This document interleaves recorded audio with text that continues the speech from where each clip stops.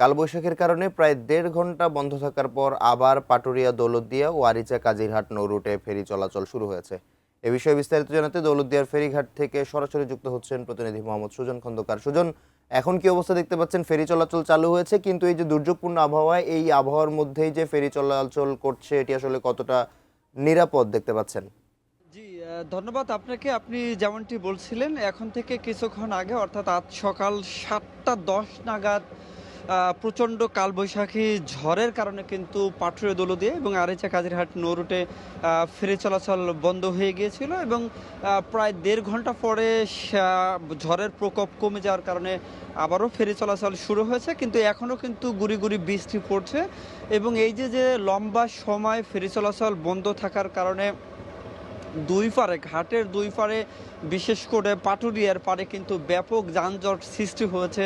দীর্ঘ লম্বা লাইন যানবাহনের কিন্তু সারি তৈরি হয়েছে, ছোট যানবাহনের কিন্তু সারি তৈরি হয়েছে। আমি এই যে দীর্ঘ সময় এর মধ্যেও কিন্তু যে সমস্ত মানুষ নারী টানে বাড়ি ফিরছিল, ঘরমুখো মানুষ, তারা কিন্তু অতি কষ্ট করে এবং ভিজে তাদের সাথে থাকা লাগেজ, মোবাইল এবং তাদের পুরা শরীর ভিজেও কিন্তু তারা নারী টানে বাড়ি ফিরতেছিল এবং ফেরি থেকে নেমে তারা বাসের উদ্দেশ্যে যাচ্ছিল। এই দৃশ্যটা কিন্তু আজকে আমরা ক্যামেরাতে ধারণ করেছিলাম এবং দীর্ঘ সময় এই যে বৃষ্টি থাকার কারণে আপনি জানেন যে পদ্মা এবং যমুনা নদী বেষ্টিত কিন্তু এই পাটুরিয়া দৌলতদিয়া এবং আরিচা কাজিরহাট এই নরুট এবং পদ্মা নদীর এই যখনই ঝড় শুরু হয় তখন কিন্তু প্রচন্ড বেগে কিন্তু ঢেউ সৃষ্টি হয়, বড় বড় ঢেউ, এবং এই ঢেউর কারণেই অনেকটাই কিন্তু আহ ফেরি চলাচল বন্ধ করে যে কারণগুলোতে।